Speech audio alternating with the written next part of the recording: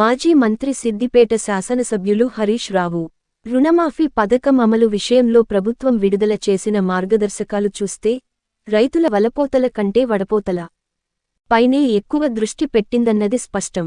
ఎన్నికల సమయంలో ఒక మాట, అధికారంలోకి వచ్చాక ఒక మాట, చెప్పేది ఒకటి చేసేది ఒకటి అనే పద్ధతి చెయ్యి గుర్తు పార్టీకి అలవాటుగా మారింది.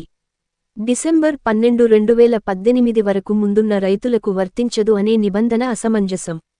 రైతుకు రుణభారం తగ్గించే ప్రయత్నం కన్నా ప్రభుత్వ భారం తగ్గించుకునే ప్రయత్నమే ఎక్కువ కనపడుతున్నది. ఆహార భద్రత కార్డు, పీఎం కిసాన్ పథకం ప్రామాణికమని ప్రకటించడం అంటే లక్షలాది రైతుల ఆశలపై నీళ్లు చల్లడమే. ఎన్నికలప్పుడు మభ్యపెట్టారు, అధికారం చేజిక్కినాంక ఆంక్షలు పెట్టారు.